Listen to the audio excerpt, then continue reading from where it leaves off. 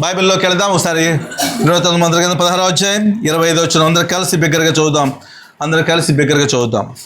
యెహోవా మహాఘనత వహించిన వాడు, ఆయన బహుగా స్తుతి నొంద తగినవాడు, సమస్త దేవతల కంటే ఆయన పూజ్యుడు. చెప్పండి, యెహోవా మహాఘనత వహించిన వాడు, ఆయన బహుగా స్తుతి నొంద తగినవాడు, సమస్త దేవతల కంటే ఆయన పూజ్యుడు. వాస్తవానికి ఈ వాక్యమును ఒకసారి మనం బాగా అబ్జర్వ్ చేసుకోగలుగుతూ ఉంటే, ఈ 16వ అధ్యాయం 16వ అధ్యాయం ఏ సందర్భంలో ఈ విధంగా స్తుతి నొందదగులుతున్న సందర్భం ఉంది అని అంటే, బైబిల్ ప్రకారంగా మనం చూస్తే మొదటి వచనాన్ని ఒకసారి అబ్జర్వ్ చేద్దాం. నేను చెప్తాను, మీరు చెప్పండి. ఈ ప్రకారము వారు దేవుని మందసమును తీసుకొని వచ్చి దావీదు దాని కొరకు వేయించి ఉన్న గుడారము నడుమును దాని ఉంచి దేవుని సన్నిధిని దహన బలులను సమాధాన బలులను అర్పించిరి. అర్థమవుతుందా? ఏం తీసుకొచ్చారు చెప్పండి. మందసము తీసుకొచ్చిన తర్వాత ఎక్కడ మందసం పెట్టాలో అక్కడ పెట్టిన తర్వాత దాని నిమిత్తం బలులు అర్పించారు అనే మాట మనం చూస్తున్నాం. అంటే వాస్తవానికి అంతకు ముందు మందసం వేరే చోట ఉంటే దాన్ని తీసుకురావడం జరిగింది. ఇదే 15వ అధ్యాయం మొదటి వచనం మనం చూస్తాం. దావీదు తన కొరకు దావీదుపురమందు ఇండ్లు కట్టించెను, దేవుని మందసమునకు ఒక స్థలమును సిద్ధపరిచి దాని మీద గుడారం ఒకటి వేయించెను. మందసమును ఎత్తుటకును నిత్యము తనకు సేవ చేయుటకును యెహోవా లేవీయులను ఏర్పరచుకునని చెప్పి, వారు తప్ప మరి ఎవరును దేవుని మందసమును ఎత్తకూడదని దావీదు ఆజ్ఞ ఇచ్చెను. జాగ్రత్తగా గమనించాలి. వాస్తవానికి దావీదు పురములో ఇల్లు కట్టించుకోవటమే కాకుండా ఒక స్థలం దేనికోసం సిద్ధపరిచాడంట? మందసం కోసం. ఆ మందసం కోసం సిద్ధపరిచి తర్వాత వారు స్వరం ఎత్తి పాటలు పాడే వాళ్ళని ఏర్పాటు చేసుకొని, అందులో చాలామంది పాఠకులు ఉన్నారు, గాయకులు ఉన్నారు, క్రమాన్ని పాటించుకుంటూ వస్తారు. ఇదే 15:3లో కూడా ఎలా కూడుకున్నారు? వాళ్ళందరూ సమాజముగా కూడుకున్నారు. మందసం ఉండే ప్లేస్లో సమాజం కూడుకోవటం. మందసం అనే మాట చెప్పాలంటే దేవుని సన్నిధి, దేవుని బల్ల, ఆరాధన క్రమాన్ని మందసం అని పోల్చుకోవాలి. ఇప్పుడు మనం అది ఉన్న చోట అందరు సమాజంగా కూడుకుంటారు. ఆ మందసము తీసుకువచ్చి ఎక్కడైతే పెట్టాలో 16వ అధ్యాయం మొదటి వచనం చదివినట్టుగా అక్కడే పెట్టి ఒక నడుము గుడారం వేసి ఆ ప్లేస్లో పెట్టి దానిని తీసుకొచ్చిన తర్వాత కింద వచనాల్లోకి మనం వస్తుంటే ఒకళ్ళ తర్వాత ఒకళ్ళు దేవుణ్ణి ఘనపరచడం జరుగుతుంది. మనం చదువుకున్న 25వ వచనం ప్రకారంగా ఆయన సమస్త దేవతలు అంటే అన్నిటికంటే ఎలాంటి వాడు చదువుకున్నాం చెప్పండి? పూజ్యుడు అన్న 25వ వచనంలో. మనం 16-25 చూస్తే అంటే దేవుడు మహాఘనత వహించాడు, ఆయన బహుగా స్తుతి నొంద తగిన వాడు. ఎందుకంటే మన ముందేముంది? మందస్సు ఉంది కాబట్టి. జాగ్రత్తగా గమనిద్దాం. ఇక్కడ నుంచి కొన్ని మాటలు మీకు అర్థమయ్యే విషయంగా నేను చెప్పడానికి ప్రయత్నం చేస్తాను. కాబట్టి ఇక్కడ మందసము అనే సందర్భానికి చెబుతూనే మందసం ఉండే ప్లేసు ఒక ప్రత్యేకంగా ఉందని. ప్రత్యేకంగా అంటే ఎక్కడ పడితే అక్కడ రోడ్ల మీద ఎక్కడ పడితే అక్కడ చేయకూడదు. ఇలాగా చక్కగా మనం మందసం ఎక్కడ పెట్టుకున్నా ఒక ఇంట్లో. వాస్తవానికి దైవికంగా దేవుని వాక్యంలో మనం చూడగలిగితే ఇంటింటా రొట్టె విరుచుట కూడి ఉన్నప్పుడు అనే మాట బైబిల్లో చూస్తాం. ఇంటింటా అంటే ఇంటి దగ్గర రొట్టె విరిచేదాన్ని ఇప్పుడు ప్రస్తుతానికి మనం మందసంగా భావిస్తున్నాను ఈ పూట. అయితే మనం చాలా జాగ్రత్త కొన్ని వాక్యాలకు వెళదాం. సమూయేలు గ్రంథంలోకి వెళ్దాం. సమూయేలు గ్రంథం 2వ గ్రంథం 6వ అధ్యాయం 17వ వచన భాగాన్ని చదువుదాం. సమూయేలు యెహోవా మందసమును తీసుకుని వచ్చి గుడారము మధ్యను దావీదు దాని కొరకు ఏర్పాటు చేసిన స్థలమున ఉంచగా దావీదు దహన బలులను సమాధాన బలులను యెహోవా సన్నిధిని చూసారా. వారు యెహోవా మందసం తీసుకుని వచ్చి గుడారము మధ్యను. గుడారంలో ఎవరు కూడతారని చదువుకుని ఇంతకుముందు సమాజం అంటే సంఘంగా మనం కూడిన చోట ఏమర్పించాలి? బలులు అర్పించాలి. అర్థమైందా? బలులు అర్పించాలంటే ఈరోజు చాలా జాగ్రత్తగా మనం చూడండి, మనము ఒక కుటుంబం దగ్గర ఏర్పాటు చేస్తున్న ఈ కూడికల్లో జరుగుతున్న చోట ఏమి ఏర్పాటు చేశాడు దేవుడు? మందసం అంటే ఆరాధన సంబంధించిన కార్యక్రమం, బల్ల తీసుకుంటున్న కార్యక్రమం. దేనికి పోల్చి వచ్చి మందస్సమునకు. ఆ మందస్సం ఉన్న ప్లేస్లో ఎవరు ఉంటారు? సమాజం ఉంటారు. సమాజం అంటే ఎవరు? మనమే, సంఘం అంటే బైబిల్ చెప్తున్న మాట ఏంటి? దేవుడు తన స్వరక్తం ఇచ్చి సంపాదించిన తన సంఘము అని చెప్పేసి 20-28 ఆ పుస్తకాలు మనం చూస్తాం. ఇప్పుడు దీనిని బట్టి చూస్తే ఇక్కడ 6-7 ప్రకారంగా గుడారం మధ్యలో దావీదు దాని కొరకు ఏర్పరిచిన స్థలం నుంచగా అన్నాడు. ఇప్పుడు ఏర్పరిచిన స్థలం ఈరోజు ఎక్కడ చెప్పండి? నిజంగా చెప్పాలంటే ఈ స్థలంలో దేవుడు ఏర్పాటు చేసిన ఈ స్థలం అరే తగులుతుంది, కొంచెం వెనక్కి మీరు కూడా కొంచెం. ఏర్పాటు చేసిన ఈ స్థలం మర్చిపోయి, అర్థమవుతుందా? ఏర్పాటు చేసిన స్థలం ఉంచిన తర్వాత అందరు కలిసి ఏం అర్పిస్తున్నారు? ఇక్కడ బలులు అర్పిస్తున్నారు. అయితే ఈరోజు మనకి ఇస్తున్న బలి ఏంటి? మీ అందరూ తెలుసు. కీర్తనలు 51వ కీర్తన 17వ చరణం చదవండి. విరిగిన మనస్సే చెప్పండి. బలులు కదా. విరిగిన అంటే అర్థం ఏంటి? మన హృదయం పగిలిపోవాలి. పగిలిపోవాలంటే లోపల ఉన్నది బయటికి రావాలంటే గ్యాప్ రావాలి. అంటే అర్థం ఏంటంటే, సపోజు ఏదైనా బెలూన్లో గాలి ఫుల్గా అయిపోయింది, గ్యాస్ పెరిగిపోతుంది అనుకోండి, అది పేలకుండా ఉండాలంటే కొద్దిసేపు ఎక్కువైతే అవుతుంది, ఆటోమేటిక్గా పేలిపోతే లోపల గ్యాస్ బయటికి వెళ్ళిపోతుంది. అలాగే మన హృదయం అలాగే ఉందనుకోండి, లోపల వ్యాధి ఉందనుకోండి, 17:9 గ్రంథం ప్రకారం హృదయం అన్నిటికంటే మోసకరమైనది, అది ఘోరమైన వ్యాధి. బయటకు చూడటానికి బాగానే ఉంటాం, లోపల ఏదైతే హృదయంలో ఉందో అదే మనం బయటికి పనులు చేస్తుంటాం. హృదయం నిండున్న దాన్ని బట్టి నోరు పలుకుతుంది అంటారు కదా. ఎవరైనా చూడండి మాట్లాడితే వీడు బయట చూడటానికి ఎలా ఉన్నాడు కానీ లోపల ఎంత కుళ్ళురా బాబు, ఇప్పుడు బయటపడింది అసలు విషయం అంటాం. అంటే లోపల హృదయంలో ఏముంది? వ్యాధి ఉంది, కుళ్ళు ఉంది. అది బయటకు ఎప్పుడు పడింది? పగిలిన తర్వాత బయటపడింది. అర్థమైంది మీకు? అలాగే దేవుని సన్నిధిలో మనము ఈ వాక్యంలో అక్కడ పగలగొట్టబడితే లోపల ఉండే స్థితి అంతా కూడా ఇది అవుతుంది. అందుకనే అక్కడ చదువుతున్న ఆ మాటను మనం బాగా అబ్జర్వ్ చేస్తే చూడండి, మరొకసారి చదవండి అన్నమాట. విరిగిన మనసే, విరిగిపోయిన మనస్సు అంటే లోపల ఉన్న చెడు బయటకు వెళ్ళిపోద్ది. అప్పుడు మనము పశ్చాత్తాపంతో దాన్ని పంపించామని అర్థం. దానికి దేవునికి ఇష్టమైన బలి, దేవునికి ఇష్టమైన బలి ఇప్పుడు అర్పించారనుకోండి, మన దేవునికి నిజంగా మందస్సము వచ్చినందు వలన మన దగ్గరకు మన దేవుని స్తుతించిన వాళ్ళతో సమానం. అప్పుడే మన స్తుతి దేవుని దగ్గరికి వెళుతుంది. అర్థమవుతుందా? నీ ముందు కూర్చోబెట్టుకోరా, నువ్వు జో ముందుకురా, నన్ను ముందుకు వచ్చి ఇలా కూర్చో, ఆ కంచెల పక్కన తీసి. అయితే దేవునికి ఇష్టమైన బలి అర్థమవుతుందా? ఇప్పుడు జాగ్రత్తగా మనం గమనిద్దాం. ఒక మాట మీకు తీసుకొస్తాం. దినవృత్తాంతాలు 2వ గ్రంథము 4వ అధ్యాయం, క్షమించండి 1వ అధ్యాయం 4వ వచనం. సొలొమోనుతో కూడా కలిసి గిబియోను నందుండు బలిపీఠము నొద్దకు పోయిరి.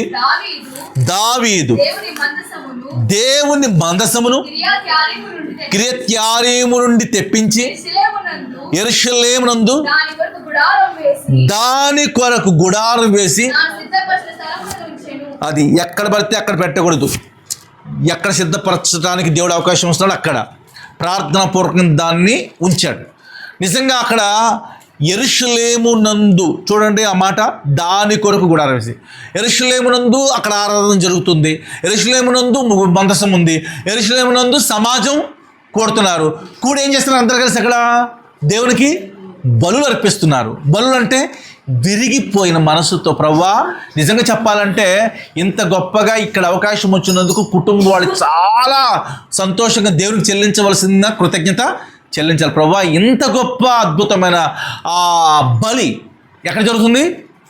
నా ఇంట్లో జరుగుతుంది అనే మాట. ఎందుకు చెప్తున్నా మాట అంటే తర్వాత సందర్భంలో వస్తుంది, ఆ సందర్భం చెప్తాను. అయితే ఇప్పుడు వాక్య ప్రకారం మనం చూస్తే యెరూషలేము నందు తెప్పించి తర్వాత అక్కడ ఏం గుడారం దానికోసం వేసి ఆ స్థలం నుంచి అక్కడ ఏం చేస్తున్నారు? ఆరాధన, లేకపోతే బలులు, లేకపోతే కృతజ్ఞతాస్తుతులు చెల్లిస్తున్నారు.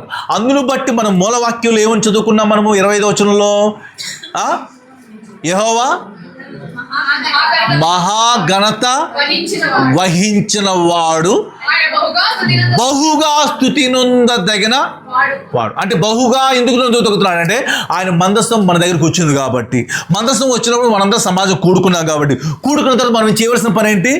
బలులు అర్పించాలి కాబట్టి. బలి అంటే ఏంటి చెప్పండి? విరిగి నలిగిన మనస్సే కాబట్టి. విరిగి నలిగిన మనసు లాగా నోటితో చెప్పిన బలి దేవుడి దగ్గర వెళ్ళదు. హృదయపూర్వకంగా అంతరంగంలో నుంచి వెళ్ళవలసిన బలి విరిగిపోవాలి. విరిగిపోతూ లోపల గ్యాప్ వస్తూ గ్యాప్లో దాగున్న పాపం బయటికి వెళ్ళిపోతుంది. ఫ్రీ అయిపోతావు. నువ్వు ఫ్రీ అయిపోయావు అంటే ప్రశాంతంగా దేవునికి దగ్గరగా ఉంటున్నాము అని అర్థం. అందుకు అక్కడ మనకు కనబడుతున్న ఒక స్థలం అర్థమైందా? రాజుల మొదటి గ్రంథము 8వ అధ్యాయం. రాజుల మొదటి గ్రంథం 8వ అధ్యాయం మొదటి వచనం. అప్పుడు చదవండి. అప్పుడు సియోను అను దావీదు పురములో నుండి యెహోవా నిబంధన మందసమును పైకి తీసుకుని వచ్చుటకు యెరూషలేములో నుండి రాజైన సొలొమోను ఇశ్రాయేలు పెద్దలను గోత్ర ప్రధానులను అనగా ఇశ్రాయేలుల పితరుల కుటుంబ పెద్దలను తన యొద్దకు సమకూర్చెను. చాలా జాగ్రత్తగా గమనించాలి. ఇక్కడ వరకు చూస్తే సియోను అను దావీదు పురంలో నుండి అన్నాడు. యెహోవా నిబంధన మందసం పైకి తీసుకుని వచ్చుటకు యెరూషలేములో నుండి రాజు సొలొమోను ఇశ్రాయేలు పెద్దలను ఏర్పాటు చేసుకున్నాడు. అంటే ఎక్కడైతే ఇంతకుముందు దావీదు ఏర్పాటు చేసి ఆ ప్లేస్ నుంచి మార్చబడబోతుంది. అంటే తర్వాత ప్రత్యక్ష గుడారం ఏర్పాటు చేయటం, ఈ యొక్క విషయాలు మనం చూస్తూ ఉంటాం. తర్వాత ఇక్కడ వరకు బాగా తర్వాత వచ్చిన కూడా చూద్దాం ఇప్పుడు మళ్ళా. కాబట్టి ఇశ్రాయేలు అందరూ అయితే మనం 7వ మాసమందు పండుగ కాలమున రాజైన సొలొమోను వద్దకు కూడుకుని ఇశ్రాయేలు పెద్దలందరూ రాగా యాజకులు యెహోవా మందసమును ఎత్తి దాన్ని తీసుకుని వచ్చిరి. ఆ ప్రత్యక్షపు గుడారంలో ఉన్న పరిశుద్ధ ఉపకరణములను యాజకులను లేవులు తీసుకుని రాగా రాజైన సొలొమోనును అతని యొద్దకు కూడి వచ్చిన ఇశ్రాయేలుకు సమాజకులందరూ మందసం ముందర నిలవబడి లెక్కింప శక్యము గాని గొర్రెలను ఎడ్లను బలిగా అర్పించిరి. అర్థమవుతుందా? ఆ ముందర తీసుకొచ్చిన సొలొమోను ప్రత్యక్ష గుడారం దగ్గర గుడారంలో ఉన్న వాళ్ళందరూ వచ్చిన తర్వాత అక్కడ తీసుకొచ్చిన ఇంచుమించుగా లెక్కించ శక్యము కానీ గొర్రెలు ఎడ్లను అన్ని బలులు ఇచ్చారు. అలాగే మనం ఇచ్చే బలి కూడా ఒక్కొక్క దానికి ఒక సందర్భాన్ని చెబుతూ దేవుడికి విరిగిపోతూ చెప్పగలిగితే నిజంగా దేవుడికి ఇచ్చిన నిజమైన విరిగి నలిగిన మనస్సే అనే బలి. ఒక్కటే కాదు, ప్రతి క్షణం మనము దాని ఒక సందర్భాన్ని చెప్పి ప్రభా ఈ స్థితిలో నేను ఉండగా, ఈ స్థితిలో నా యొక్క మనసుని విరగొట్టుకునే అవకాశం ఇచ్చావు ప్రభా, అందుకు నీకు స్తోత్రం అంటే ఒక బలి అనే గొర్రె లేకపోతే ఎడ్లు నువ్వు బలి ఇచ్చినట్టు సమానం. ఇంకొక బాధతో ఉన్న నిన్ను మరలా ప్రభు ఏం చేశాడో గుర్తు చేసుకొని నువ్వు అప్పగించేది ఉందే అది రెండవది. అలాగే లెక్కింప శక్యమ అని గొర్రెలు తీసుకొచ్చి అక్కడ ఎడ్లను తీసుకొచ్చి బలులు ఇవ్వడం జరిగింది. ఎక్కడ? దావీదు పురంలో నుంచి తీసుకొచ్చారు. అక్కడి నుంచి మళ్ళీ ప్లేస్ మారుతుంది. మన పూర్వం ఇంతకుముందు ఎక్కడుంది చెప్పండి? నిడదవలో జరిగింది. ఇప్పుడు ఎక్కడికి వచ్చింది? మారింది ఈ ఇంట్లోకి వచ్చి సంస్కృతిలోకి మారింది. అయినా ఇక్కడికి వచ్చినప్పుడు కూడా ఏం చెల్లించారు? వాళ్ళు బల్లర్పించారు. అందుకని ఆయన మాత్రమే పూజ్యుడు, ఆయన మాత్రమే దానికి అర్హుడు. ఎవరు పడితే వాళ్ళు కాదు. అర్థమవుతుందా? చాలా జాగ్రత్తగా గమనిస్తే ఆలోచన చూద్దాం ఇప్పుడు. మరి యాజకులు యెహోవా నిబంధన మందసమును తీసుకొని దాని స్థలములో అనగా మందిరము గర్భాలయములకు అతి పరిశుద్ధ స్థలంలో కెరూబుల రెక్కల కింద చాలండి. ఇక్కడ చూస్తే దాని స్థలములో ఎవరైతే యాజకులు యెహోవా నిబంధన మందసం తీసుకుని వచ్చి దాని స్థలంలో ఎక్కడైతే ఏర్పాటు చేస్తారో అక్కడ కెరూబుల మధ్య దాన్ని ఉంచారు అని అంటే దానిని ఎలా పడితే అలా ఎలా పడితే దాన్ని యూజ్ చేయకూడదు అని అర్థం. దేన్ని పడితే దాన్ని ప్రత్యక్ష గుడారం గురించి మీకు తెలుసు, ఎన్నోసార్లు చెప్పాను. 3 భాగాలు ఉంటాయని. అందులో ఆవరణము, తర్వాత పరిశుద్ధ స్థలము, తర్వాత అతి పరిశుద్ధ స్థలము. ఆవరణంలో అందరూ వస్తారు, పరిశుద్ధ స్థలంలో కొందరు వస్తారు, అతి పరిశుద్ధంలో ఒక్కడే వెళ్తాడు ప్రధాన యాజకుడు అని. అక్కడికి వెళ్ళాలంటే వెళ్ళేవాడు ఎలా ఉండాలి చెప్పండి? అతి పరిశుద్ధంగానే ఉండాలి. అతి పరిశుద్ధంగా ఉండాలంటే వెళ్ళేవాడికి అక్కడికి పరిశుద్ధ స్థలానికి దానికి అడ్డుగా తెర ఉంటుంది. తెర లోపల దాటి వెళ్ళినప్పుడు అతను ఆ మందసం చుట్టూరు తిరుగుతున్నప్పుడు ఒకవేళ మందస్సము ఒకవేళ ఇతను పరిశుద్ధంగా లేకపోతే ఏమైపోతాడు? అతను చనిపోతాడు. ఆ చనిపోతాడు అనుకున్నప్పుడు అతను చనిపోయాడు తెలియటం కోసం మొల చుట్టూ ఏముంటాయి చెప్పండి, గంటలు. ఆ సౌండ్ వినపడినంతసేపు బతికడని మనకు అర్థమవుద్ది. ఆయన సౌండ్ ఆగిపోయింది కదా అని చెప్పేసి నాలంటాడు మీలాంటాడు ఎవరో ఒకళ్ళు తెర తీసామనుకోండి, చూసిన వాడికి కూడా ప్రమాదమే. అందుకని ఏం చేస్తారు, ఆ మొన చుట్టూ గంటలతో పాటు తాడు బయటకు వదులుతారు. అంటే సౌండ్ ఎప్పుడైతే ఆగిందో ఇతను తప్పు చేశారు కాబట్టి చనిపోయాడని చెప్పేసి బయట నుంచి ఏం చేస్తారు, తాడుతో లాగేస్తారు. ఇది పాత నిబంధన కాలంలో మన యొక్క సందర్భం. అలాగే కొత్త నిబంధన కాలంలో చూస్తే మన మందస్సమును కూడా అతి జాగ్రత్తగా ఉంచుకుంటాము, కానీ దానిని గనక పరిశుద్ధంగా అందుకే తీసుకోవాలని చెప్పేసే మాట మనం వాడుతూ ఉంటాం. అందుకని ఆరాధించేటప్పుడు బలులు అర్పించేటప్పుడు కూడా నోటికొచ్చిన బలి కాదు, పర్ఫెక్ట్గా విరిగి నలిగిన మనసే రావాలి తప్ప ఏదో గుర్తొచ్చింది కదా అని చెప్పేసి ఆ పాశ్చాత్య పచ్చళ్ళలాగా పాత రోజుల్లో చెప్పే టాపిక్లే మాట్లాడకూడదు. వాక్య ప్రకారంగా వస్తున్న దాన్ని మనం ముందు పెడుతూ, ప్రభు ఈరోజు మందస్సం నా ముందు నాకు ఇచ్చావు, బలి అర్పించే అవకాశం నాకు ఇచ్చావు, నా విషయంలో ఇలాంటి స్థితిలో ఉన్న నాకు విరిగి నలిగిపోయిన స్థితి నాకు ఇచ్చావు, నీకు అందును బట్టి స్తోత్రం అని చెప్పగలిగే బలి కావాలి. అర్థమవుతుందా? 10వ వచనం చదువుదాం. 10వ వచనం, యాజకులు పరిశుద్ధ స్థలంలో నుండి బయటకు వచ్చినప్పుడు మేఘము యెహోవా మందిరము నింపెను.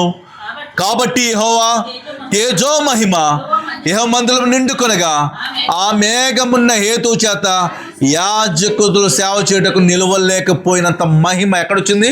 ఎక్కడైతే మందస్సము ఉందో, ఎక్కడైతే మందస్సము ముందు బలులు అర్పిస్తున్నారో, ఎక్కడైతే మందస్సము దగ్గర దేవుని ఆత్మ పనిచేస్తుందో, ఎక్కడైతే విరిగి నలిగిన మనస్సు ఉంటుందో అక్కడే దేవుని యొక్క తేజోమహిమ ప్రకాశిస్తుంది. మందస్సము ఉన్న స్థలము మేఘము పూర్తిగా ఏం చేస్తుంది చెప్పండి, దేవుని మహిమతో నింపడం జరుగుతుంది, వెలుగుతో నింపబడుతుంది, అంటే ప్రశాంతతతో నింపబడుతుంది, గలిబిలు పోగొట్టగలుగుతుంది ఈరోజు అని చాలా క్లియర్గా ఇక్కడ మనకి కనబడుతున్న మాట. మరొకసారి ఆ 11వ వచనం చదివి మనం ముందుకెళ్తాం. చూడతామండి. కాబట్టి యెహోవా తేజో మహిమ యెహోవా మందిరములో నిండుకొనగా ఆ మేఘమున్న హేతు చేత, అంటే అంత వెలుగు, యాజకులు కూడా సేవ చేయలేనంత ప్రకాశం, ఆ పవర్ అలా ఉంది. ఈరోజు మన కుటుంబంలో కూడా ఇంత గొప్ప వెలుగు, ఏ స్థితిలో అయితే చీకటి ఉందో, ఏ వ్యాధులతో బాధ ఉందో, ఏ స్థితిలో నువ్వు బాధపడుతున్నావో నీకు తెలుసు. దాని నుంచి ఆయన తీసుకొచ్చే సంతోషమే దేనికి పోల్చాలి? దేవుడు ఏర్పాటు చేస్తున్న నీ కుటుంబంలో ప్రశాంతమైన వెలుగు. అర్థమవుతుందా? దినవృత్తాంతర గ్రంథంలోకి వద్దాం, 2వ గ్రంథంలోకి వద్దాం. ఈసారి 2వ గ్రంథం 5వ అధ్యాయం, 5వ అధ్యాయం, దినవృత్తాంత 2వ గ్రంథము 5వ అధ్యాయము 2వ వచనం చదువుతాం. 2వ వచనం, తరువాత యెహోవా నిబంధన మందసమును సియోను అను దావీదుపురమును తీసుకుని వచ్చుటకై సొలొమోను పెద్దలను, వంశులకు, అధికారులకు, గోత్రముల పెద్దలందరినీ ఎక్కడ సమకూర్చారంట? అంటే పెద్దల్ని వీళ్ళందరూ కూడా సమకూర్చి తీసుకురావడానికి. ఆషామాషికి తీసుకురాకూడదు. దేవుని మందస్సము, దేవుని బల్ల, దేవుని ఆరాధన ఎలా పడితే అలాగా చేయకూడదు. చాలాసార్లు చాలామంది తెలియక కామన్గా ఆరాధన చేస్తుంటే నేను అదే అంటాను, ఏదో చేయాలి కాబట్టి చేస్తున్నా, అలా చేయకుండా కరెక్ట్గా క్రమాన్ని పాటిస్తూ చేయాలి. ఎందుకు స్తుతించాలో, ఎందుకు ఆరాధించాలో మీకు వివరిస్తాను. స్తుతి అంటే దేవుడు చేసిన మేళ్లకు చెల్లించే దాన్ని స్తుతి అంటారని, దేవుడు గొప్పవాడుగా ఉన్న దానికి చెల్లించే పొగడ్త ఏమిటి? ఆరాధన అంటారని. మనం చేసేది ప్రార్థన అంటారని, అడగటం. ఎవరికి ఎదుటి వాళ్ళ గురించి చేసేదాన్ని ఏమంటాం? విజ్ఞాపన. 4 భాగాలు పర్ఫెక్ట్గా వెళ్ళాలి. అర్థమైందా? మనం ఏంటంటే చికెన్ షాప్కి వెళ్ళి సైకిల్ బాగు చేయమన్నాడు అనుకోండి, ఎలా ఉంటుందో అలాంటి ఆరాధన చేయకూడదు. అంటే చికెన్ షాప్కి వెళ్తే చికెన్ దొరుకుతుంది, సైకిల్ రిపేర్ చేయమన్నాడు అనుకోండి, వాడు వింతగా చూస్తాడు. అలాగే ప్రభు దగ్గరికి వెళ్ళే స్తుతి ఆరాధన కూడా అలా కరెక్ట్గా వెళ్ళకపోతే ఆయన కూడా అలాగే చూస్తాడు. అర్థమవుతుందా? అందుకు ఈ మాట మీకు జ్ఞాపకం చేస్తూ ఉన్నాను. ఇక్కడ ఇందాక చెప్పినట్టుగా సొలొమోను ఆ ప్లేస్కి దాన్ని తీసుకురావడానికి మనం చూస్తున్నాం. ఇప్పుడు మళ్ళీ దినవృత్తాల మొదటి గ్రంథంలో రండి. దినవృత్తాల మొదటి గ్రంథము 16వ అధ్యాయం. మన మూలవాక్యం కిందకి ఒక మాట ఉంది, గుర్తొచ్చింది. 16వ అధ్యాయం 39వ వచనం చూద్దాం. 39వ వచనం, గిబియోనులోని ఉన్నత స్థలములున్న యెహోవా గుడారం మీదను అతడి బలిపీఠం మీదను యెహోవా ఇశ్రాయేలుకు ఆజ్ఞాపించిన ధర్మశాస్త్రమందు వ్రాయబడిన ప్రకారము ఉదయాస్తమయములయందు అనుదినము నిత్యమైన దహన బలిని ఆయనకు అర్పించుటకై అచ్చట యాజకుడైన అతని సహోదరుడైన ఆ, యాజకులను నియమించాను. ఇక్కడ నేను ఎందుకు ఈ మాట చెప్తున్నాను అంటే, ఇంతకుముందు ఎక్కడ జరుగుతుంది ఆ సమాజ మందిరం యొక్క ఆరాధన? యెరూషలేములో. ఒకేసారి 2 చోట్ల జరుగుతుంది అక్కడ. అది అర్థం. ఇదే మనం చూసాం కదా, 2 గిబియోలోనే చూసాం కదా. గిబియోలోని మొదటి వచనంలో చదివాం ఇందాక మనం కదా, 16 మొదట్లో చదివేసాం, గుర్తుందా? అక్కడ ఏమనుంది? ఈ ప్రకారము వారు దేవుని మందసము తీసుకుని వచ్చి దావీదు దాని కొరకు వేయించి ఉన్న గుడారం నడుమును దాని ఉంచి దేవుని సన్నిధిని దహన బలులను సమాధాన బలులను, అంటే ఇది ఫస్ట్ టైము ఇందాక చెప్పింది అనమాట. దీనిలో నుంచి తర్వాత సొలొమోను బయట తీసుకురావడానికి వాళ్ళందరూ ఏర్పాటు చేసినట్టు చదువుకున్నప్పటి వరకు. అదే అధ్యాయంలో 39వ వచనంలో గిబియాలో కూడా సమాజ మందిరంగా కూడిన 2వ ఆరాధన. అర్థమవుతుంది మీకు? అంటే 2 ప్లేసుల్లో దేవుని యొక్క సన్నిధి జరుగుతూ వచ్చింది. అంటే నేను అదే చెప్తున్నాను, ఇదివరకు మనకు అక్కడ జరిగింది, ప్రజెంట్ ఇక్కడ జరుగుతుంది. అయితే మనం ఏంటంటే ఎక్కడ జరుగుతున్నా కూడా అర్పించవలసింది ఏంటి చెప్పండి? బలులు. ఏ బలులు అవి చెప్పండి? విరిగి నలిగిన మనసు దేవునికి ఇష్టమైన బలిలోకి వెళ్ళాలి. ఆషమాషి బలి కాదు, ఇష్టమైన బలిలోకి వెళ్తే మనం విరిగిపోయిందే, విరిగిన తర్వాత లోపల పగిలితే లోపల భాగం అంతా బయటికి వెళ్ళిపోతుంది, బయటికి వెళ్తే ఫ్రీ అవుతామే, ఆ బలి దేవునికి ఇష్టమైనది, ఆషమాషిగా కాదు అని మరొక్కసారి దేవుడు ఇక్కడ జ్ఞాపకం చేస్తున్నాడు. చూడండి మరొకసారి ఇదే దినవృత్తాంతాల గ్రంథం 15వ అధ్యాయంలోకి రండి. మరొకసారి ముందు పేజీ తిప్పండి. 15వ అధ్యాయం 3వ వచనం. అంతటా దావీదు మందసమునకు సిద్ధపరిచిన స్థలమునకు తాను తీసుకుని వచ్చుటకే ఇశ్రాయేలు అందరినీ యెరూషలేమునకు, అది ఇందాక చెప్పింది మనం గుర్తు చేస్తాం అన్నమాట. సమాజం కూర్చొని ఇది ఇక్కడ రాశాడు, 16వ వచనం మొదటి వచనం రాశాడు, 16:39లో 2వ ప్లేస్ రాస్తూ వచ్చాడు. అయితే ఈ బలులు మనం అప్పగించే విధంగా ఫైనల్గా ఏ బలిలోకి వచ్చి ఆరాధనకి వెళ్ళాలో హెబ్రీయులకు రాసిన పత్రిక 13వ అధ్యాయము హెబ్రీ 13:15 చదువుదాం. హెబ్రీ 13:15. కాబట్టి ఆయన ద్వారా మనము దేవునికి ఎల్లప్పుడూ, అది ఎల్లప్పుడు కూడా ఏం చెల్లించాలి? స్తుతి యాగము. ప్రభా నాలో ముండ్లు ఉన్నాయి ప్రభా అని చెప్పి నువ్వు లోబడితే ఆయన దగ్గర, అప్పుడు ముండ్ల చెట్టును కూడా ఏం చేయగలడు చెప్పండి? మందసముగా చేయగలడు. ప్రభు కోరుతుంది ఎక్కడో గొప్పతనాన్ని తీసుకురాట్లా, ఎక్కడ విలువ లేని ఆ చెట్టునే ఇష్టపడుతున్నట్టుగా మనం చూస్తాం. అందుకే న్యాయాధిపతుల్లో మనం చూస్తాం కదా, రాజులకు ఎన్నుకున్న సందర్భం 9వ అధ్యాయం 14-15 వచనం. అప్పుడు చెట్ల నీవు వచ్చి మమ్ముని ఏలుమని ముండ్ల పొద యొద్ద మనవి చేయగా, ముండ్ల పొద మీరు నిజముగా నన్ను మీ మీద రాజుగా నియమించుకొన గోరినలా రండి, నా నీడను ఆశ్రయించుడి, లేదా అగ్ని నాలో నుండి బయలుదేరి లెబానోను దేవదారు చెట్లను కాల్చివేనని. చూడండి, ఏ చెట్టు ఇది? ముళ్ళ చెట్టు. ముళ్ళ చెట్టు యొక్క ఆశ ఏంటి చెప్పండి? అక్కడేం పెద్ద పెద్ద చెట్లు ఉన్నాయి, ఆ చెట్లేమో మాకు రాజు అనే అవసరత మాకు లేదంటుంది. ఈరోజు చాలామందికి ఏం కోరుతున్నారంటే గొప్పతనం కోరుతారు, గౌరవాన్ని కోరుతారు, పొగడాలి, పొగిడితేనే ఇష్టం, పొగడకపోతే ఇష్టపడరు. ఇప్పుడు నలుగురిలో ఒకరిని పొగిడానండి, రెండో పక్కన ఆటోమేటిక్గా వాక్యం అనరు, ఇంకా అయిపోయింది.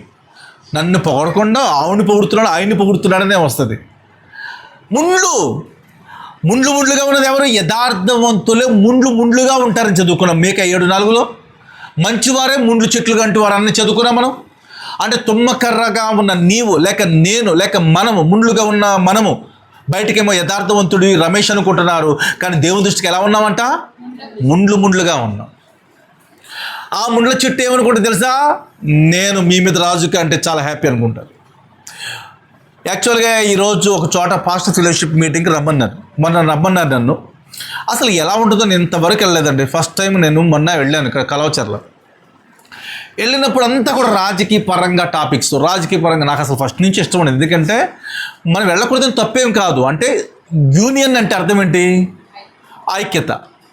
కానీ ఈ పాస్టర్ ఫెలోషిప్ అనే దాంట్లో 3 యూనియన్లు ఉన్నాయి నడదోళ్ళు. ఇప్పుడు ఏం లేదు ఒకరికి. మరి ఎందుకు పెట్టాను? నువ్వు పెట్టావు కాబట్టి యూనియన్ నేను పెడుతున్నా, నాకు కొంతమంది లాక్కుంటున్నా, నేనంటే ఇష్టం లేకుండా ఇంకొక ఆయన కొంతమంది లాక్కుంటున్నాడు. ఎక్కడుంది యూనియన్? ఈరోజు సాయంత్రం మరలా ఒక ఆయనకి ఘన సన్మానం చేయటం కోసం ఎస్ఐల్ని సిఐల్ని వాళ్ళందరినీ గెస్టులకు పిలిచాడు. వాళ్ళని పిలిచాడు రా బాబు, నాకు అర్థం కాదు. ఇంతకి దాంట్లో చూస్తే ఆ పంపించిన వాల్ పోస్ట్లో జై జవాన్ జై కిసాన్ అని చెప్పేసి హెడ్డింగ్. అసలు వాక్యం లేదు, ఏమి లేదు, టాపిక్కే లేదు అసలు. పాస్టర్స్ అందరు కలిసి ఏర్పాటు చేస్తున్నది అని రాశారు. ఇంతకీ ఈరోజు గణతంత్ర దినోత్సవం, అప్పుడు అర్థమైంది ఈరోజు సాయంత్రం అందుకు పెట్టాడు రా బాబు అని. అంటే ఎవరిని కనపరుస్తున్నావు నువ్వు? అక్కడికి వెళ్ళగానే నాకు ఏదో పదవి ఇస్తానని ఇప్పుడు, అందుకని నేను అసలు కనిపించకుండా పోయాను ఈరోజు, అసలు వెళ్ళకుండా అయిపోయాను. ఎందుకండి ఇవన్నీ పదవులు? కానీ పోవడలేదని చెప్పి బాధ కూడా పడవలసిన అవసరం లేదు, అది మీకు చెప్తున్నాను. అందుకని ముండ్లుగా ఉన్న నీ చెట్టు ఏమవ్వాలి, అర్థమవుతుందా? ముండ్లుగా ఉన్న చెట్టు ఏమవ్వాలి చూద్దాం. యెహోషువ గ్రంథం 17వ అధ్యాయం, యెహోషువ గ్రంథం 17వ అధ్యాయం 18 వచ్చినాను కూడా చూడండి ఒకసారి. 17-18.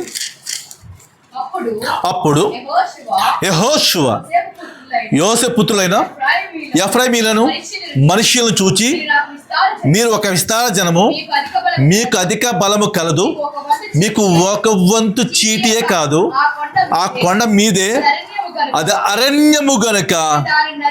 చాలండి. ఇప్పుడు ఆ ముళ్ళు ఏం చేయాలి మనం? నరకు. ఎవరిని గుచ్చుతుందో ఈ ముళ్ళు నీకు తెలియాలా? నీ భర్తను గుచ్చే మాటలు మాట్లాడుతున్నావా? నీ పిల్లల్ని బాధ పెట్టే గుచ్చే మాటలు మాట్లాడుతున్నావా? నీ పిల్లలు నిన్ను గుచ్చే మాటలు మాట్లాడుతున్నారా? అవి నరకబడాలి. ఇప్పుడు నరకబడితే నువ్వేమవుతావు? మందస్సమునకు ఉపయోగపడతావు. నీ బుద్ధి మార్చుకోకుండా ఆ ముళ్ళు అలాగే ఉంచుకొని ఇంకా పొడుస్తూ ఇంకా వేదన పరుస్తూ నీ లైఫ్ అలా ఉందనుకో, నువ్వు దేవుని మందస్సమునకు ఉపయోగము పడవు. మనం చదువుకున్న సామెతల 16లో చదువుతాం కదా, కత్తిపోటు వంటి మాటలు పలుకువారు కలరు. కత్తిపోటు లాంటి మాటలతో పలుస్తుంటారు. ఆ మాటలకి నేను కూడా చాలాసార్లు క్షోభపడుతూ వస్తున్నా, పడ్డాను కూడా, చాలా నలిగిపోయాను. నేను ప్రభు దగ్గర మాత్రమే చెప్పుకున్నాను, ఎవ్వరికి కూడా విమర్శగా చేసుకోకుండా బాధపడ్డాను అంతే. ఎక్కడైనా ఆ ముళ్ళు ఏమవ్వాలి? ఇప్పుడు నరకబడాలి. అరణ్యము నువ్వు వంకటింకరగా ఉన్న నరకాలి. నువ్వు గుచ్చుతున్నావు, నరుక్కో. నరికితే నువ్వు దేనికి ఉపయోగపడతావు? మందస్సమునకు ఉపయోగపడతావు. లేకపోతే నీ దగ్గర బలులు జరగవు. నువ్వేం వంకరటింకరగా ఉండి ఆ మందస్సమునకు నేను దేవుని సందికి వెళ్తా అంటే అసలు పని అవ్వదు. చూడండి, ఇంకో మాట మీకు జ్ఞాపకం చేస్తాను. యోబు గ్రంథంలోకి రండి, 14 వచ్చాయి. యోబు గ్రంథం 14 వచ్చాయి, 7 వచ్చినాం అనుకుంటా. చూడండి 14:7. వృక్షము నరకబడిన ఎడల. చాలండి. ఒకవేళ నరకబడితే తర్వాత ఏమొస్తుంది నీకు? క్రొత్తదనము కలిగిన చిగురు. ఆ చిగురు వచ్చిందంటే చాలు, నీవు ఫలంలోకి వచ్చావు కాబట్టే నీవు మందస్సమునకు ఉపయోగపడుతున్నావు. ఇక అందుకని ప్రభు చెప్తాడు ఈరోజు, నీకు ఎక్కడైతే ముళ్ళు చెట్టు ఉందో, ఎక్కడ తుమ్మకర్రగా ఉన్నావో అవి నరకబడమని ప్రభు నేను నరుక్కుందాం అనుకుంటే నరుక్కోలేకపోతున్నాను ప్రభు, చెక్కబడదామంటే చెక్కబడలేకపోతున్నాను, వంకర పోట్లేదు. ఎంత మారుతున్నాం మళ్ళీ 2 రోజుకు వంకర వచ్చేస్తుంది ప్రభు. ఆదివారం ఆ గంట సేపు బాగానే ఉంటున్నాను, ఆ తర్వాత సాయంత్రకాలం నేను మళ్ళీ వంకర అయిపోతున్నాను, మళ్ళీ ముళ్ళు పెరిగిపోతున్నాయి. ముళ్ళు నరకబట్టలేదు. ఈరోజు నువ్వు నరకబడాలి, ఆచారాలు నరకబడాలి. తర్వాత మాయ మాటల చేత, లేకపోతే నీతిమంతులు పడద్రోయటం అనేది నరకబడాలి. ఇది నరకబడితేనే మనం ఏమవుతామని చెప్తున్నాను?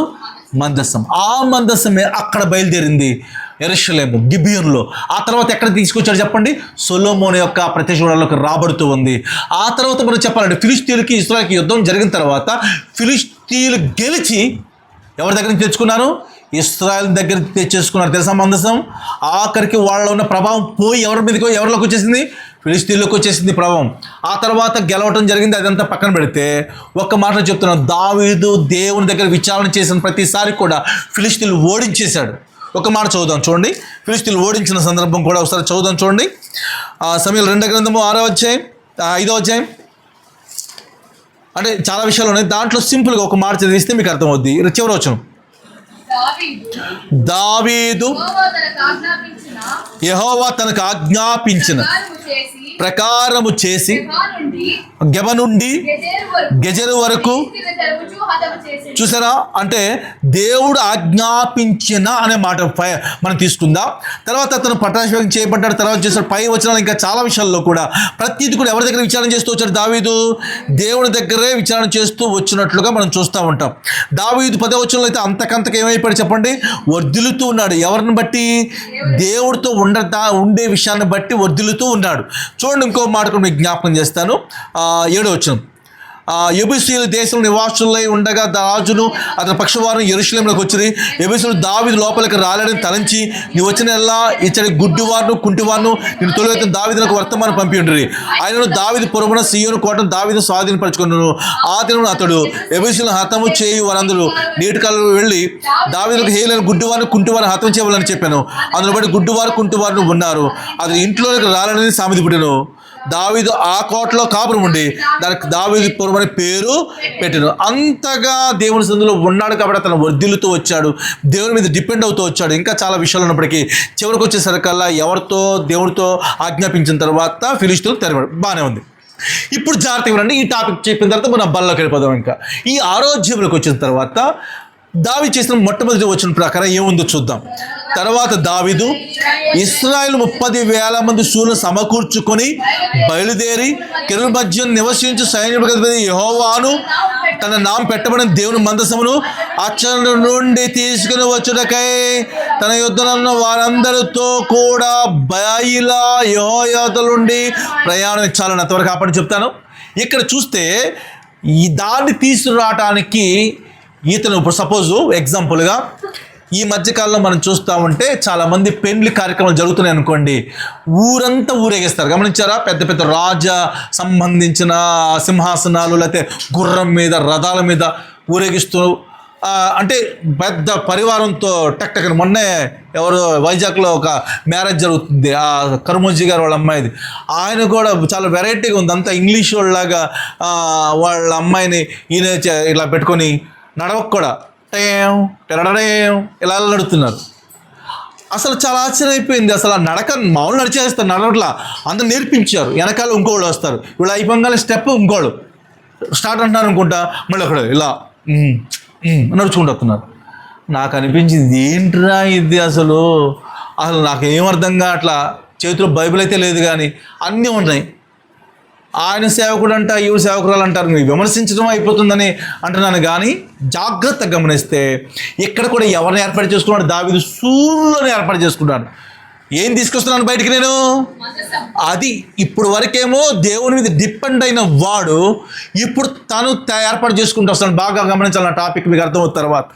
తర్వాత ఏం చేశాడంటే, తీసుకుని వస్తానికి బయలుదేరిన తర్వాత అక్కడ దేవుని మందసం ఆ చెట్టు నుండి తీసుకుని వచ్చాక తన యొద్దన్న వారందరితో కూడా, అంటే ఇతని యొక్క స్థితిని హైలైట్ చేసేసుకున్నాడు. ఇంకా అర్థమవుతుందా? మర్చిపోద్ది, ఈ టాపిక్ మీకు అర్థమవుతుంది. తర్వాత చూడండి, తర్వాత చదువుదాం. మందసమును క్రొత్త బండి మీద ఎక్కించి గిబియాలోనున్న అబీనాదాబు యొక్క ఇంటిలో నుండి తీసుకుని రాగా అబీనాదాబు కుమారులకు ఉజ్జియాను అహేయును ఏ బండిని? కొత్త బండి. దేని పట్టుకుంటున్నాను? మందస్సమును తీసుకురావడానికి ఏ బండి వాడుతున్నారు చెప్పండి? కొత్త బండి. ఏంటి కొత్త బండి ఈరోజు తెలుసా? దేవుని యొక్క ఆరాధన క్రమాన్ని, బల్ల క్రమాన్ని కొంతమంది మోడల్గా మార్చేస్తాను. లేటెస్ట్ ఫ్యాషన్లుగా తయారైపోయి కొత్త సంఘాలు, కొత్త విధానాలు, ప్రోకడలు.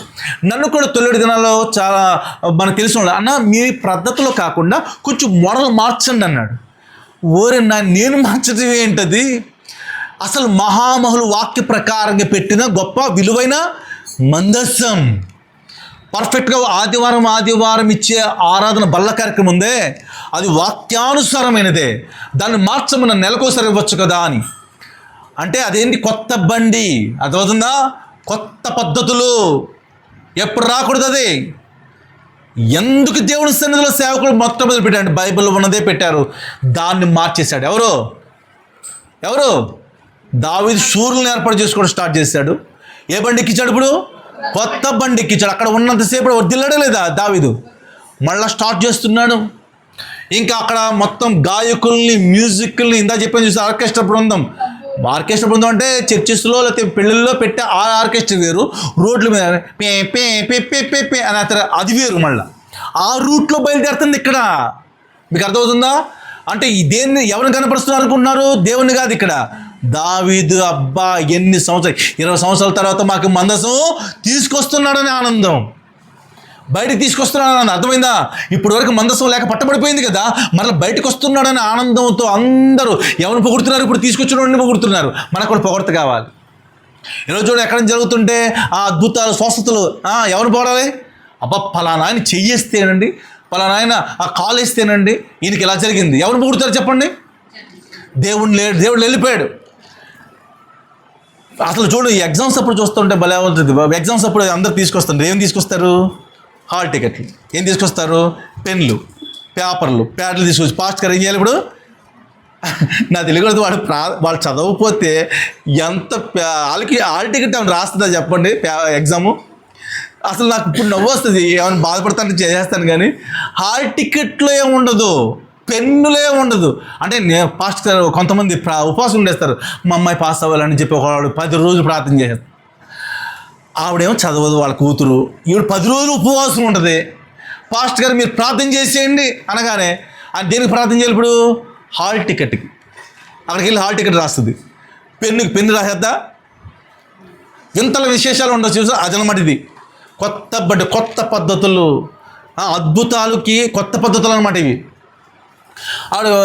వాడు ప్రార్థన ప్రభువా అని ప్రార్థన చేస్తుంటే ప్రభు అని వాళ్ళు ఏం చేస్తారు తెలుసా? ప్రభు అంటాడు, గాబ్రియల్ వచ్చేవా, వాళ్ళ ప్రార్థన నాకు నచ్చట్లేదు, వచ్చి అంటాడు గాబ్రియల్ని అంటే దూతని. ఫోన్లే కదా అని పక్కకి వెళ్తే ప్రభువా ఇరుగు నేను ప్రయాణం అవుతున్నా ప్రభువా నీ దూతలు కాపలా ఉంచు అంటాడు. అనగానే ఇక్కడ గాబ్రియల్ ఇక్కడ కూడా వచ్చే అంటాడు. ఎందుకంటే అదేమో 60-70 కిలోమీటర్లు బస్సు వెళ్తుంటుంది. యేసు ఏం చేయాలి? వెనకాల పరిగెత్తుకుంటూ వెళ్ళిపోయి వాళ్ళు కాపాడాలంట. ఏం ప్రార్థనలు అంటే? నేనేమంటా ప్రభు చిత్తంలోకి రప్పించే ప్రార్థన చేయొచ్చు. ప్రభువా నేను నీ బిడ్డగా ఉన్నానా లేదా? ఉన్నాను అనుకుంటే నాకు నీ కృప కావాలి ప్రభు అని మనస్ఫూర్తిగా అడగండి. అంతేగాని కేవలం ప్రార్థనలు, పిచ్చి ప్రార్థనలు కాదు. కనీసం ఇదివరకు బైబిల్ పాపం పెట్టుకుంటే తిట్టేవాళ్ళం, ఎందుకు పెట్టుకుంటున్నారు బాబు. ఇప్పుడు అసలు బైబిల్ పెట్టుకోవటం అనేది అసలు లేదు. దాని పక్కన మాత్రం 100% ఉంటుంది, ఒకటి సెల్ మాత్రం ఉంటుంది. మొత్తం మారిపోయిందండి. ఇప్పుడు నాకు అనిపిస్తుంది ఫోన్లో బైబిల్ని పెట్టుకుంటారు అందాం అనిపిస్తుంది. ఎందుకంటే కనీసం ఆ సెల్ పక్కకి వెళ్తుంది కదా. బైబిల్ పెట్టుకున్నంత మాత్రం ఏం రాదు, కానీ నువ్వు పెట్టుకునే దానికన్నా ఇది బెటర్ కదా, వాక్యం బెటర్ కదా. ఎంతమంది ఎన్నిసార్లు చెప్పినా ఎక్కదు వాళ్ళకి. నేను చెప్పేస్తున్నా కదా ఎక్కదు. కొత్త బండి ఎక్కావా? కొత్త బండి ఎక్కుతున్నావు నువ్వు. కొత్త పద్ధతులు కావాలి నీకు. ఆరాధన కొత్త పద్ధతులు, బల్లకు కొత్త పద్ధతులు, మందస్థములు కొత్త పద్ధతులు నువ్వు తీసుకురావద్దు. లేటెస్ట్ పాటలు ఎలా ఉన్నాయి చెప్పండి. ఇప్పుడు దేవుడు లోకం ఎంత ప్రేమించిందో దాని దేవుడు లోకం ఎంత ప్రేమించిన అలా మ్యూజిక్, అది కొత్త పద్ధతి. అబ్బా ఏం పాడాడండి అతను అంటారు పక్కన వాళ్ళు. అసలు ఎంత చెత్తది. కొత్త బండి ఎక్కుతున్నారు చాలామంది. అసలు చాలామంది అయ్యే ఇష్టం. మీరు చూడండి, చాలామంది యవనస్తులు అవి పెట్టుకుని ఊగుతూ పాస్ట్ బా ఏ చూస్తాం చూస్తాం సే అని అవుతా ఉన్నాను. బా ఏం పడుతున్నారు ఏంటిది? కొత్త బండి ఎక్కిస్తున్నావు నువ్వు దేవుణ్ణి. జాగ్రత్త. ఆషామాషి కాదు నేను చెప్పేది. అందుకనే నిజంగా చెప్తున్నాను, దేవ సేవకులు భక్త్ సింగ్ గారు ఎంత వాక్యానుసారంగా పెట్టేస్తారు సార్. ఈ బలను ఆషామాషిగా ఆరాధన పెట్టలేదు తెలుసా.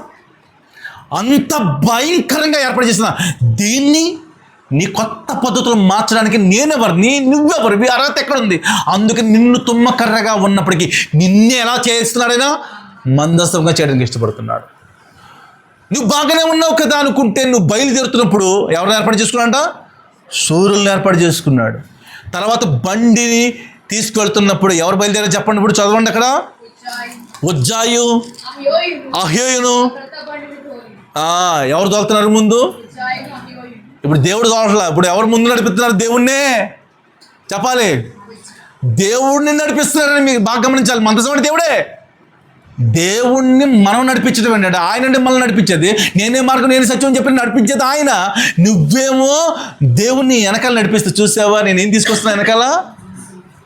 అలా వచ్చేసింది వాళ్ళకి. నేనే తీసుకొస్తున్నాను, నేను నడిపిస్తున్నాను. స్టార్ట్ అయిపోయింది అంతే. చాలామంది అనుకుంటారు నేను లేకపోతే పాస్ట్ గారికి దిక్కే లేదండి. పాస్ట్ గారిని నేను అసలు ప్రార్థన లేకపోతే ఆరాధన లేకపోతే ఆయన ఎలా బతుకుతాడండి? నేనుండబట్టే బతుకుతున్నాడు. నో, చావటానికైనా చచ్చే సమయంలో తీర్చుకుంటే బతుకుని చేస్తాడేమో. ఆరాధన నేను లేకపోతే ఆరాధన జరగదు అక్కడ, నేను లేకపోతే అక్కడ ఇది అవ్వదు అని అనుకునేవాళ్ళు లేరా? అసలు నేను అనే అహం ముందు నడవద్దు. నువ్వు ముందు నడిచడం జరిగింది ఎవరు? ఆదికాండము 3వ అధ్యాయం 2వ వచనం. అందుకు స్త్రీ మేము తినవచ్చును. అయితే తోట మధ్యను ఉన్న చెట్టు ఉమ్, ఫలములను గూర్చి ఉమ్, దేవుడు ఉమ్, మీరు చావకుండానట్లు ఉమ్, వాటిని తినకూడదని ఉమ్. వాటిని ముట్టకూడదని చెప్పినది. చాలా. ఈ టాపిక్ మీకు అర్థమైందా? ఎవరు ముందు నడిచారు? దేవుడు ఏర్పరిచింది ఎవరిని? ఫస్ట్ ఆదామును ముందు పెట్టాడు, భర్తని. వెనకాల ఎవరిని పెట్టాడు? పెట్టినప్పటికి కూడా ఒక అద్భుతం చేశాడు, మధ్యలో నుంచి తీశాడు ప్రక్కటెముక. అవునా కాదా?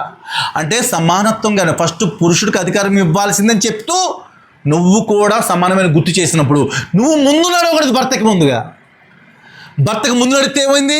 పండు తినటం జరిగింది. పండు తింటే ఏమైపోయింది? భర్త కూడా తినటం జరిగిపోయింది. అయిపోయింది, క్లోజ్. ముందు నడవలసిన వాడు భర్త, వెనకాల నడవలసిన వాడు భార్య. ముందు నడవలసింది దేవుడు, ఆ తర్వాత మనం భార్యగా. అవునా కాదా? కానీ దేవుడు నడవకుండా ఎవరు నడుస్తున్నారు ఇప్పుడు? నేను నడుస్తున్నాను చూసావా? మందసం నేను తీసుకొస్తున్నాను చూసావా? పాస్ట్ గారికి నేను లేకపోతే దిక్కులేదు అనుకోవద్దు. పాస్ట్ గారు కూడా గర్విష్ఠుడుగా ఉంటే ఆయన పడిపోతాడు, నువ్వు గర్విష్ఠుడు, నువ్వు పడిపోతావు. అవునా కదా?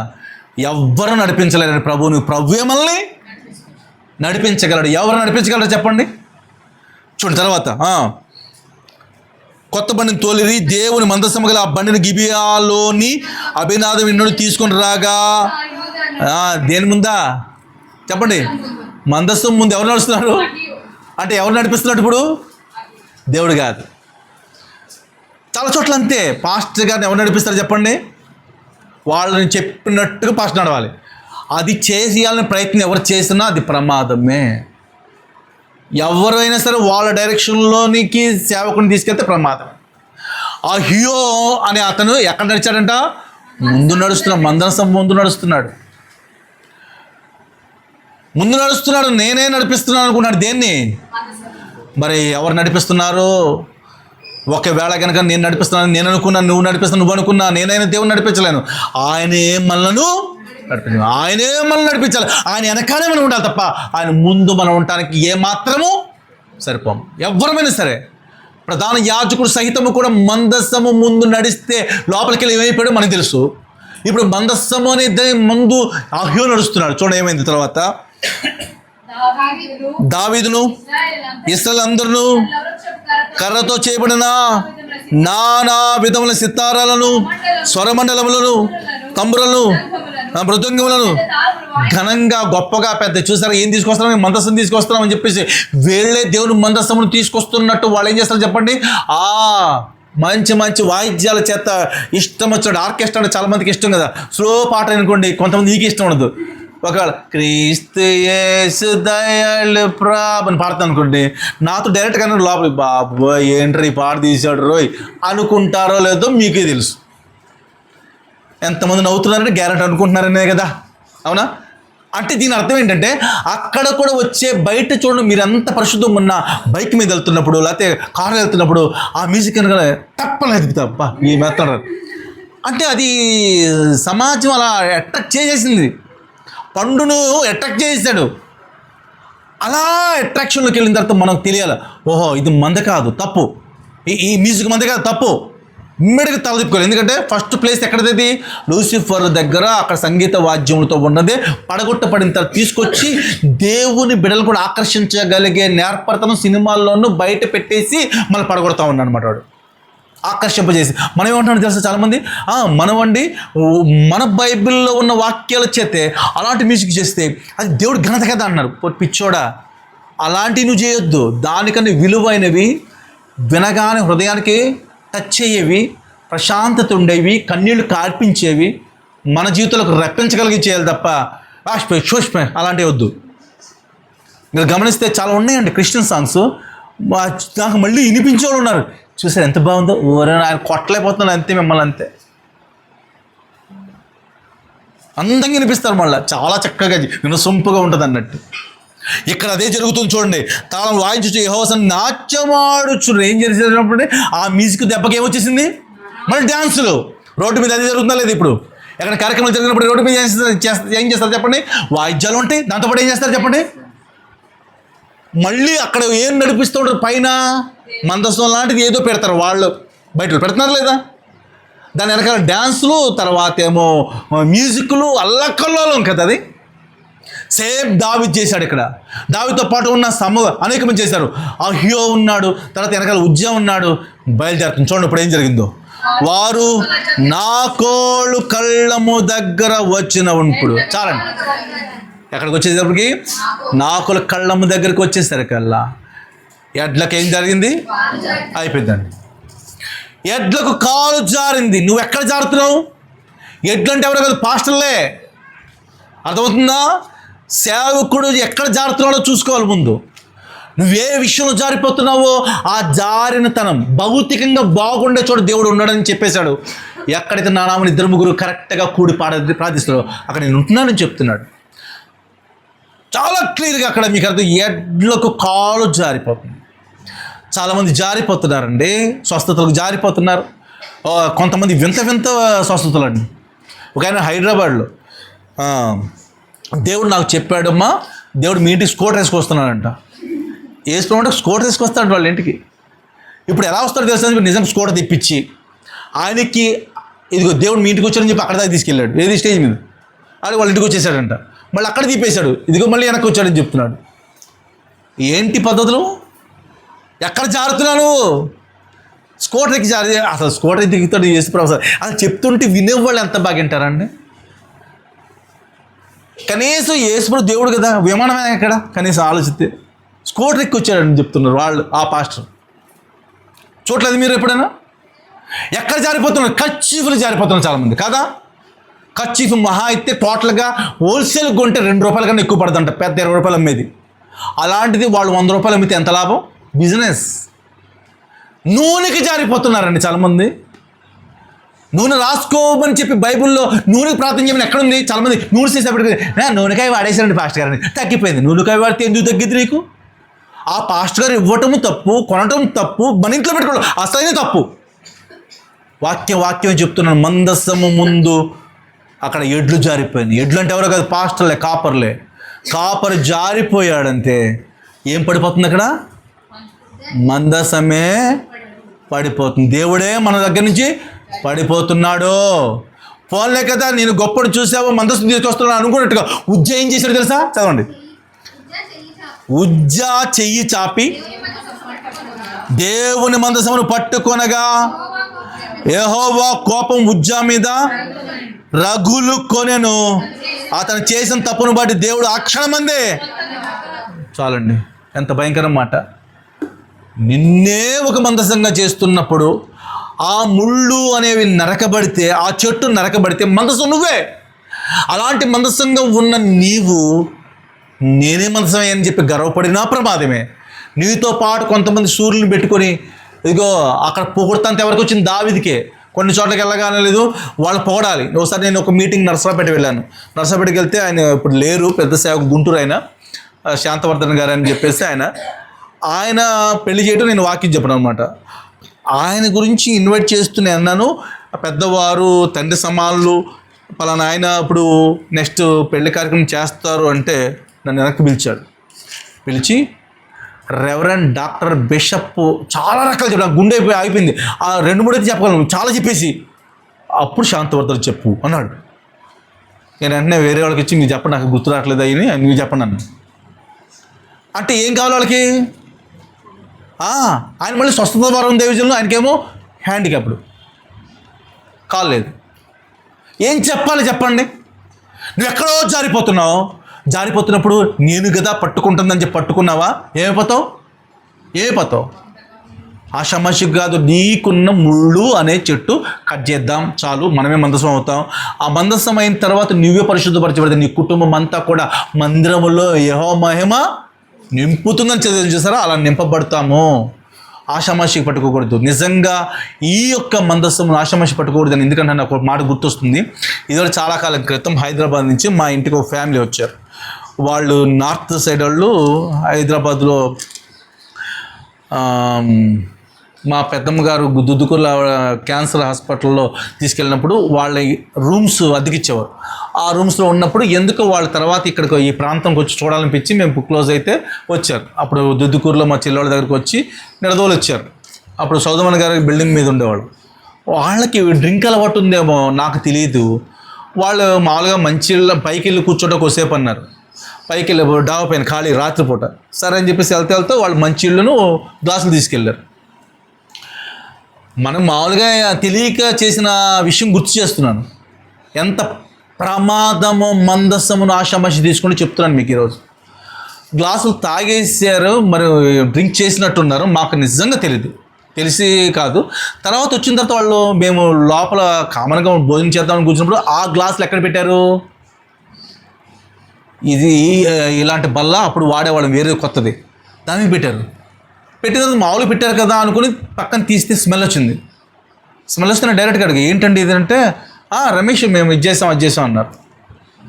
నేను తిట్టలేక భలే బాధపడ్డాను. ఇది దేవుడిదండి, దీని మీద తెలియక పెట్టకూడదు అసలు మీరు అని చెప్పి అలా బాధపడి ఆ క్షణం తీసేసాను.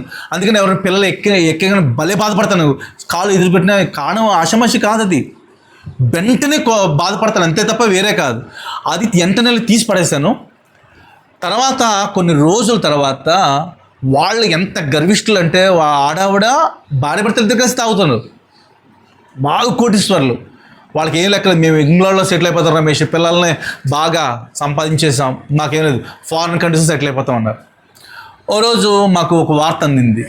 వాళ్ళు బస్సులో బొంబాయి వెళ్తుంటే యాక్సిడెంట్ అయిపోయింది. యాక్సిడెంట్ అయిపోతే స్పాట్ డెత్. స్పాట్ ఇంక లేదు. ఆవిడే గర్వపడేది ఎక్కువ. ఆయన కొంచెం అమాయకుడే, తాగినప్పటికీ ఆయన మంచోడు అన్నాము మనం. ఆయనకి కాళ్ళు పోయినాయి అంతే. అప్పుడు గుర్తొచ్చి దడపుట్టి ఉంది. మందస్సమును చాలా జాగ్రత్తగా తీసుకోవాలి, ఆషామాషి కాదు. అందుకని బల్ల తీసుకోవడం కూడా అంతే జాగ్రత్త తీసుకోవడం అంటాను నేను. అంతే జాగ్రత్త తీసుకోనంతసేపు మనకి బ్లెస్సింగ్ రాదు. చూడండి అదే మందస్సం ఏం చేస్తుందో ఫైనల్ చదువుకొని మనం ముగింపులోకి వద్దాం.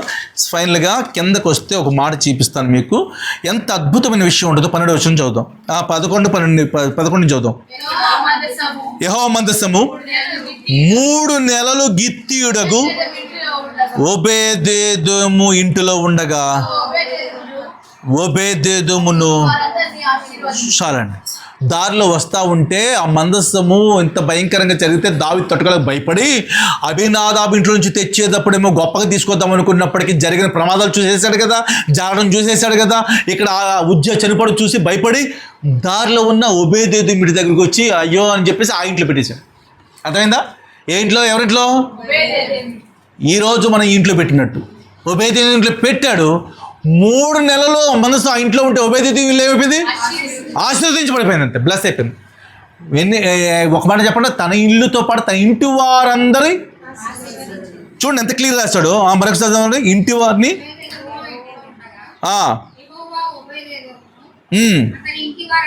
అందరినీ ఆశీర్వదించిన తర్వాత దేవుని మందస్సం ఉండటం వల్ల యెహోవా ఓబేదేదోము ఇంటి వారిని చూడండి, ఇంకా మీరు మర్చిపోతే మాట, అతనికి కలిగిన దాని అంతటిని ఆశీర్వదించుచున్నాడు అన్న సంగతి దావీదుకు వినబడగా పోయి దేవుని మందస్సం ఓబేదేదోము ఇంట్లోని దావీదు పురమునకు ఉత్సవంతో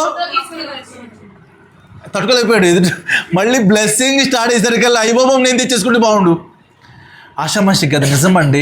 భౌతికమైన బ్లెస్సింగ్ కూడా వాళ్ళకి ఇచ్చేశాడు. నమ్మకంగా ఉంటే ఆ బల్ల అంత నమ్మకంగా తీసుకుంటే, ఆ మందస్సమును అలా ముట్టుకుంటే, ఆ మందస్సమును లెక్కలేనితనంగా కాదు, నీవే ఈరోజు మందస్సం, ఎవరో కాదు, నేనే మందస్సం. మనం ముళ్ళు కట్ చేద్దాం, మన యొక్క వంకర కట్ చేసుకుందాం. కట్ చేయనంతసేపు కూడా మనము కాలు జారితే దేంట్లో జారుతున్నావు చూడు ఒకసారి. టచ్లో జారుతున్నారు కొంతమంది అద్భుతాల్లో జారుతున్నారు. ఎన్ని చెప్పినా కూడా లెక్కలేనితనంతో జారుతూ ఉంటారు. ఆ జారినంతసేపు కూడా ఆ మందసం చాలా ప్రమాదమే. అర్థమైందా? ఆ జారిని పట్టుకుంటే కూడా ఏమవుతుంది? ఉజ్జ డైరెక్ట్గా లేకుండా వెళ్ళిపోయాడు. అందుకని అది తీసుకుంటున్నప్పుడు ప్రభు దగ్గర ప్రతిదీ కూడా ముళ్ళు కట్ చేసుకుంటాను ప్రభా, నన్ను మందసంగా చేయ ప్రభా, ఆ శరీరం నాకు అర్హత దయచేయ ప్రభా అని చాలా ప్రార్థనతో తీసుకోగలిగితే ఈరోజు ఆ మందసమే నన్ను ఏం చేస్తే చెప్పండి, బలులు ఇచ్చామన్నారే, ఏ బలేది అక్కడ. ఇప్పుడు యేసు ప్రభువు మన కోసం ఇచ్చిన బలి ఇప్పుడు మందస్సంలోనికి మనము ఆవరణలో నుంచి ఏం చేయాలి? తీసుకుని వెళ్ళాలి. అర్థమైంది? ఆవరణలోకి వచ్చిన తర్వాత ఏం చేయాలి? మనం బలి అర్పించాలి కదా. ఇప్పుడు ఆవరణలో కూర్చున్నాడు దావీదు, అర్పించుకున్నాడు, దేవుని యొక్క రాజ్యపు వారసుడు అయిపోయాడు. దావీదు తెలుసుకున్నాడు తప్పు, దేవుని బిడ్డగా తను అద్భుతమైన రీతిలో విజయాన్ని చూస్తూ వచ్చాడు. అందుకని మనం చాలా విషయాలు చూస్తూ ఉంటాం ఇదివరకు. ఇప్పుడు ఈ మాట తర్వాత వచ్చిన చదివేసి మనం ముగించుకుందాం. చూడండి, ఎట్లనగా యెహోవా మందసం మోయువారు 6 అడుగులు సాగగా ఎద్దు ఒకటియు క్రొవ్వుని దూడ ఒకటియు వధింపబడెను. దావీదు నారతో నేయబడిన ఏఫోదును ధరించిన వాడై శక్తి కొలది యెహోవా సన్నిధిని నాట్యమాడుచుండెను. ఇలాగున దావీదును ఇశ్రాయేలందరూ ఆర్భాటంతో బాకానాదములతోనూ యెహోవా మందస్సమును తీసుకుని వచ్చిరి. యెహోవా మందస్సము దావీదు పురమునకు రాగా సౌలు కుమార్తెయగు మీకాలు కిటికీలోను చూచి యెహోవా సన్నిధి గంతులు వేయిచు నాట్యమాడుచు ఉన్న దావీదు కొని తన మనసులో అది భార్యకే తన మీదకి ఏం కలిగింది? హీనపరచడం జరిగింది. నిజంగా 6 అడుగులకు ఒక బలి జరిగింది. అంటే అర్థం ఏంటి తెలుసా? ప్రతి క్షణము మనము 6 అడుగులు ఉంటాడు మనిషి. మనం ప్రతిరోజు ఏం చెల్లించాలి చెప్పండి? బలులు ఇవ్వాల్సిందే. అడుగడుగుల బలి అంటే ఒక మనలో 6 అడుగులు ఉండే మనిషి యొక్క స్వభావాన్ని గుర్తు చేస్తున్నాను. ఈరోజు నీవు నేను కూడా దేవుని సందులో చెప్పండి, తప్పు జరిగిన వాటికి ఏం అప్పగించాలి? ప్రభు దగ్గర బలులు ఇవ్వాలి. ఆ యేసు ప్రభు ఇచ్చిన బలే ఇక్కడ కనబడుతుంది మనకి. గొర్రె పిల్లగా వచ్చిన యేసు ప్రభు ఈరోజు శరీరంగా మన ముందు పెట్టింది ఏంటి తెలుసా? నీవు నేను ఇంకా వంకరగా ఉన్నవి, ఇంకా ముళ్ళుగా ఉన్నవి, ముండ్లుగా గుచ్చుకుంటున్నవి ఏం చేయాలి? నరకబడితే మనం ఏ విధంగా తయారవుతున్నాం? మందస్సంగా తయారవుతున్నాం. మందస్సంగా తయారైతే మనసు ఎక్కడ ఉంటుంది? అతి పరిశుద్ధ స్థలం పరలోకంలో ఉంటుంది త్వరలో. అర్థమైందా? ఇక్కడ అతి పరిశుద్ధ స్థలం అనేది ప్రత్యక్ష పక్కన పెట్టు. అతి పరిశుద్ధ స్థలం మనకేంటి ఈరోజు చెప్పండి? ఆత్మీయంగా పరలోకానికి మనం వెళతాము. కాబట్టి ఆ యొక్క మందస్సము ఆ విధంగా మనం జాగ్రత్త పడుతూ తీసుకుందాము. ఎలా పడితే అలా కాదు, ఎలా పడితే అలా తీసుకోవడం కాదు. ప్రార్థన పూర్వకంగా, పరిశుద్ధంగా, క్లీన్గా, క్రమంగా, దాని మీద ఆషామాషిగా వాడకూడదు. ఎందుకంటే ఇదివరకు మీకు చెప్పాను, ఎస్టీ కాలనీలో ఒక కార్యక్రమం ఒకసారి జరిగింది. ఒక తల్లి తన కుమారుడు చనిపోతే, కరెంట్ షాక్ కూడా చనిపోయాడు, పెయింట్లు వేస్తున్నప్పుడు అనుకుంటా. చనిపోతే వాళ్ళు కూడికి పెట్టుకున్నారు. తల్లి చాలా ప్రార్థన పరురాలలాగా ఉంది. వాళ్ళు కూడికి పెట్టుకున్న తర్వాత చెప్పిన సాక్ష్యం నేను చాలా షాక్ అయ్యాను. ఏంటంటే దానియేలు గ్రంథంలో బెల్షస్సరు ఎలాగైతే ఉన్నదో వాళ్ళ చర్చిలో అంటే వీళ్ళ కొడుకు బాగా త్రాగుడు అలవాటు ఉన్నవాడు అనుకుంటా. చర్చిలోకి వెళ్ళి బల్ల పాత్రలు తెచ్చుకొని దాంట్లో మందు తాగాడు. సేమ్ బెల్షస్సర్ లాగా. ఆవిడ డైరెక్ట్ చెప్తుంది సాక్ష్యం, నా కొడుకు చనిపడి ఏడుస్తూనే చెప్తుంది. దేవుని నమ్ముకున్న ఆవిడే నా కొడుకు చనిపడానికి కారణం ఇదే అనే పబ్లిక్లో ఏ తల్లిని చెప్పగలదా? అంటే అది ఆషామాషిగా తీసుకోకూడదు అనే జాగ్రత్త చెప్తూ దాంట్లో ఏం వాడకూడదు, ఏది పడితే అది వాడకూడదు. అందుకని ఇస్తున్నప్పుడు కూడా, తీసుకుంటున్నప్పుడు కూడా పక్కన వాళ్ళు మాట్లాడకూడదు, జోకులు వేసుకుండా తీసుకుంటే కూడా చాలా ప్రమాదం. అది చాలా, అందుకే కోపడతాను నేను. మీ మీద నాకేం కోపం కాదు. అది తీసుకుంటున్నప్పుడు పక్కన వాళ్ళతో జోకులు వేస్తా, పిల్లలని గిల్లుతా, వదిలిపెట్టుకుంటా అస్సలు తీసుకోకూడదు. అతి జాగ్రత్తతో, యోగ్యతతో, ప్రార్థనతో, కన్నీళ్లతో, ఒప్పుదలతో దాన్ని తీసుకుంటేనే ఈరోజు నీకు నాకు అతి పరిశుద్ధ స్థలంకి వెళ్ళే యోగ్యత. అట్టి కృప దేవుడు మనకు అనుగ్రహించును గాక. ఆమేన్.